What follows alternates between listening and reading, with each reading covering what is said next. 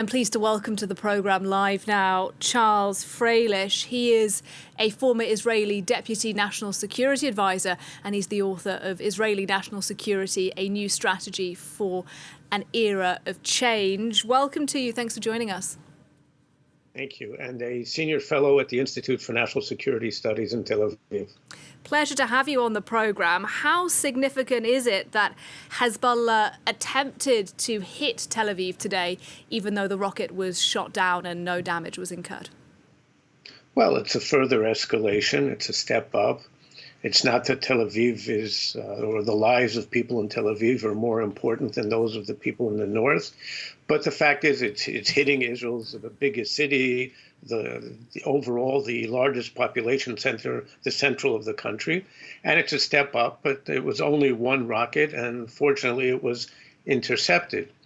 I think I would take a little bit of exception to the way that you originally presented the situation at the beginning of the broadcast. I understand that people want to see the human aspect and human costs, but the story here isn't really the civilian cost on either side of the border. The real story is that there is a brilliant operation underway in which a terrorist organization, which took an entire country, Lebanon, hostage, and has been building up its forces now for years and years, has been hit very, very hard with remarkable accuracy. The story isn't the occasional misfire. It's the fact that, in essence, all of the attacks have been pinpointed. They've been successful. You're interviewing people who, in many cases, have an interest in presenting a false picture. The fact is, almost every home in southern Lebanon, I'm just slightly overstating the case, almost every home in southern Lebanon was actually a Hezbollah target. Okay, people had rockets in their homes. Some of them you can hide in the kitchen cabinet, others hid in other places. And they've been preparing for this for years, and they were hit with dramatic success, pinpointed success. Well, just a word on the figures. I mean, one thing we do know, according to the Lebanese Health Ministry, is that there are 50 children among the dead.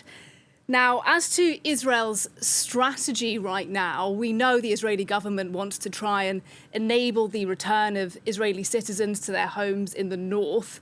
Hezbollah, of course, though, has significant firepower.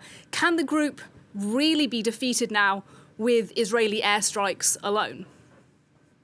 All right, so first of all, let me just add one more sentence. So maybe 52 children, but who is responsible for the children being in homes in which there were rockets? As for I don't think the objective here is to defeat Hezbollah. That's probably a bridge too far. The objective here is to downgrade them significantly, and that's already been partly achieved.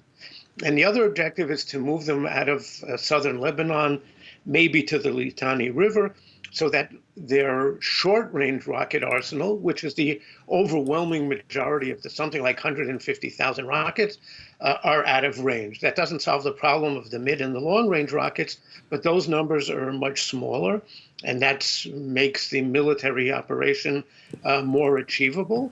But again, the objective is to degrade them and force a ceasefire, because in the end this is going to have to end diplomatically, force a ceasefire on better terms for Israel to let the people in the north go back home to their homes.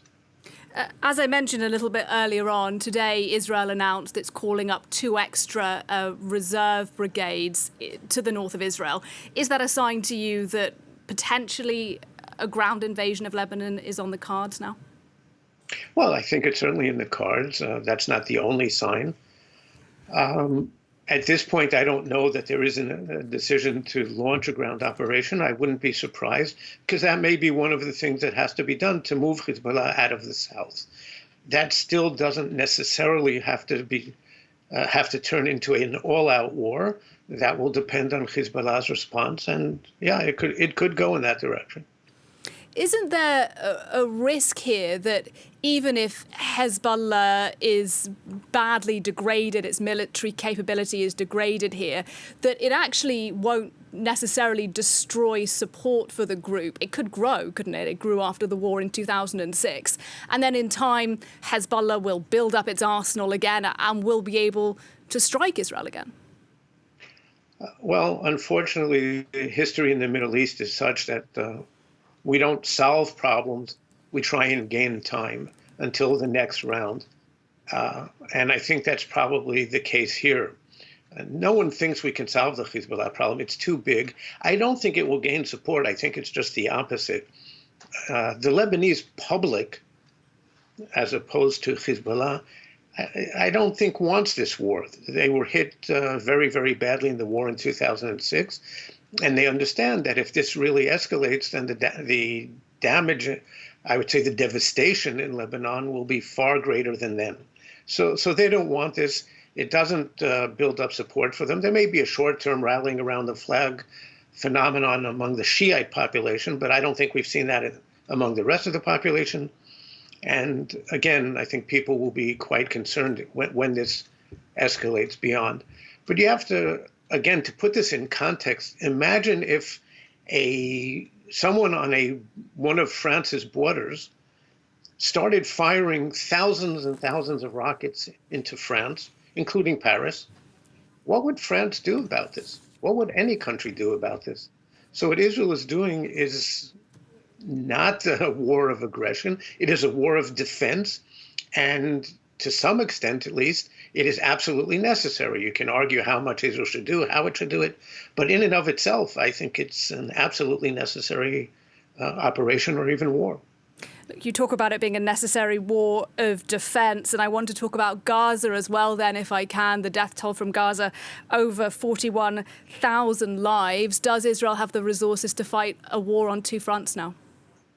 Well, I think people don't quite understand the war in Gaza, war writ large, excuse me, ended in January. Since then, we've had two major operations, one in Khan Yunis, one in Rafah. And that was a spike in each occasion. But basically, it's been low-level hostilities since January. And the number of Israeli troops in Gaza is very, very small and has now decreased even more because last week an entire division was moved to the north. So if you ask me, does Israel have the military capacity? The answer is certainly yes. The problem is different. The problem is that the reservists, many of them have done a half a year of duty, in some cases even more, away from families, away from their places of employment. That's the real problem, not the ability to fight on both fronts. People will, if the war really erupts, people will show up. I have no doubt about that. There will be a socioeconomic cost after the war is over. Just a final question for you then. Iran, of course, the key backer of Hezbollah. Do you think the country is going to get directly involved now? Well, I think the Iranians have shown just by virtue of their behavior since October 7th that they don't want to get involved in a direct war of their own for the most part. Actually, one of Hamas's biggest objectives on October 7th was to draw the entire axis of resistance into the war at their side. They thought if that was the case, they could take what was already a devastating blow for Israel into a knockout blow, potentially. Hezbollah did get involved on let's say, a mid-level of hostilities. But Iran has stayed out consistently with one exception, which was April 13th, and that was in response to an Israeli attack against an Iranian position in Damascus. It wasn't related to Gaza. So does this now, the recent events, the escalation in Lebanon, does that pose an additional problem or challenge for Iran and maybe another reason to get involved? The answer is yes. But on the other hand, they don't seem to want to get involved directly in a big way. I doubt that'll change. Charles Freilich, it's been good to talk to you. Thanks very much. Thank you.